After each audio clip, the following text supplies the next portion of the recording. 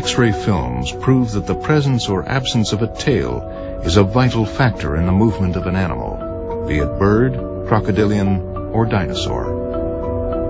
What we're seeing in the X-ray films is that crocodilians and birds have very distinctive ways of moving their legs. The question was, which of those patterns can we apply back to a dinosaur like Tyrannosaurus? Birds use a lot of knee movement. The hip is very, very stable, whereas in crocodilians they're using lots of hip movement, and that seems to be driven by this muscle running from the tail to the thigh bone.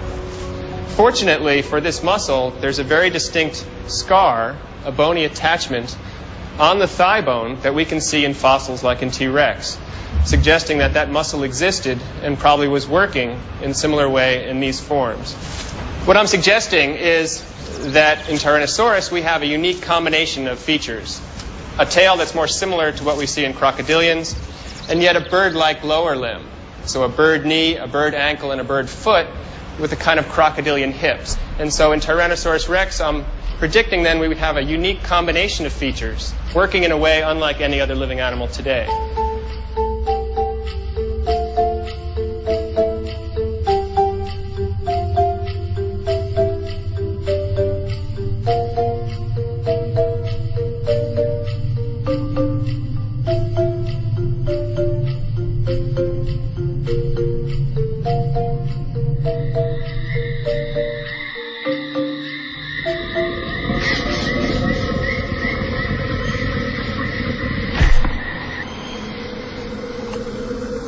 T-Rex was huge and its tail enormous, but it not only had to move, it had to mate. Again, modern crocodiles may offer us a glimpse of the mechanics of T-Rex sex.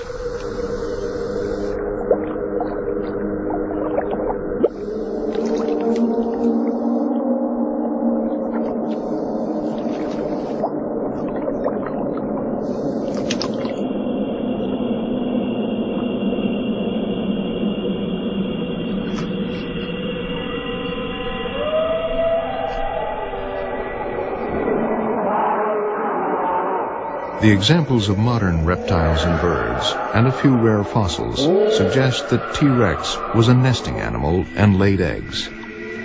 I have in front of me some dinosaur eggs from China, and these are very elongated, kind of the shape that we would expect for Tyrannosaurus rex. To give you a feel for its size, I have here a chicken egg. But what's really exciting and very rare is this clutch of eggs here, which are very badly crushed.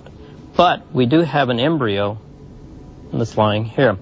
We can see the eye socket, the skull, the backbone in here, the pelvis, the hind leg. This embryo is about the size that we would expect for a Tyrannosaurus rex. We can imagine this hatchling coming out of the egg and scurrying off into the underbrush, or possibly if there was parental care, it may have scurried off and joined its parents.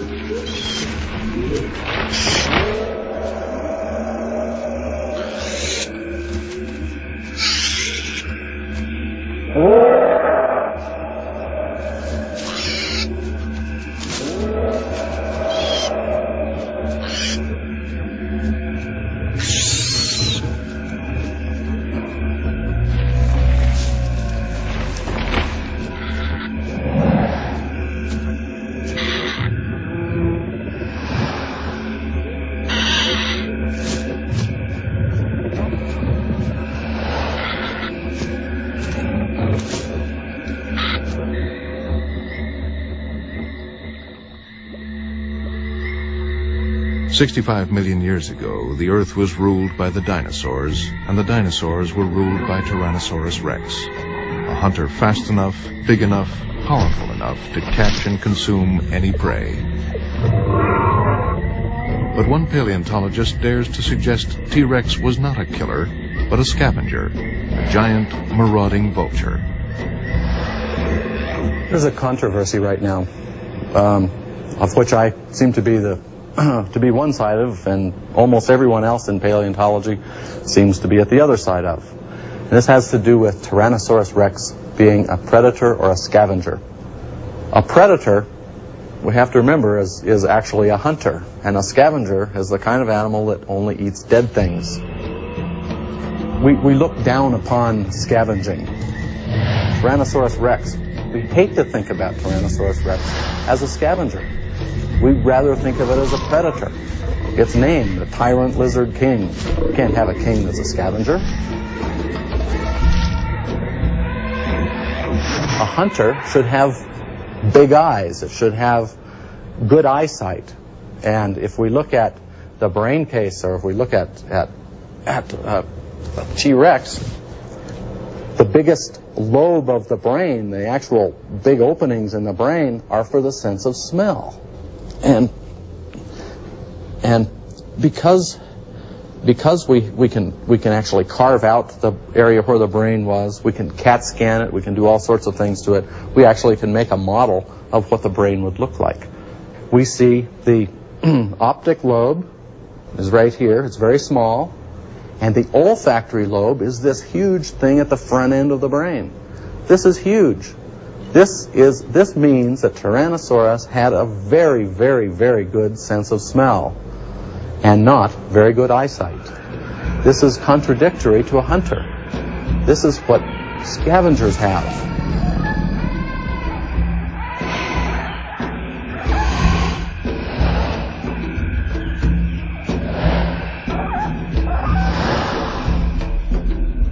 Horner's scavenger theory is disputed by Phil Curry, a stalwart defender of T-Rex the hunter. The skull of Tyrannosaurus is very narrow in the snout region, which allows the eyes to face forward, giving it stereoscopic vision. In addition to that, the ears themselves are located in such a way that they should be able to pick up sounds in particular directions.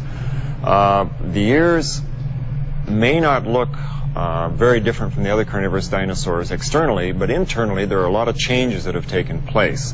This gives Tyrannosaurus rex a greater range of hearing capabilities. That is, the frequencies that it could hear were lower than what most other dinosaurs could.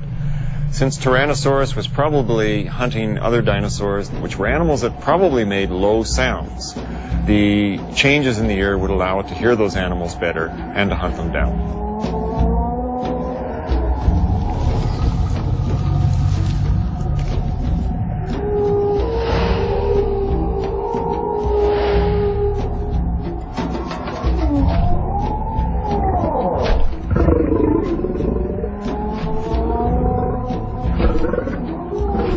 The size of the Tyrannosaur is advantageous for a scavenger. The bigger you are, the better chance you have of chasing away another animal that may have made a kill. Even the short little arms. T-Rex doesn't have anything for grabbing, and we're bipedal. We know that if we're going to go out and catch a chicken, we don't want to have our hands tied behind us. All of the features that we see all suggest that Tyrannosaurus and the tyrannosaurs in general were scavengers.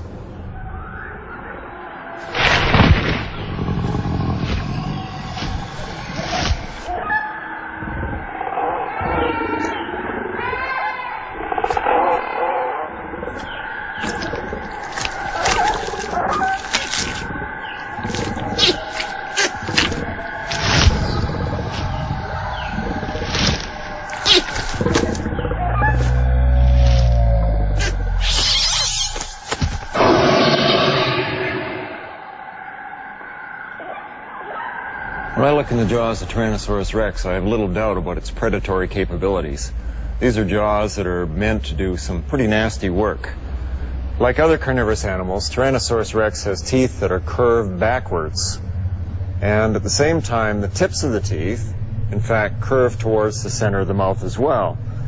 What this means is that these teeth are specialized in such a way that if the prey is in the mouth and is struggling, the only way for it to escape, really, is to go back further into the throat.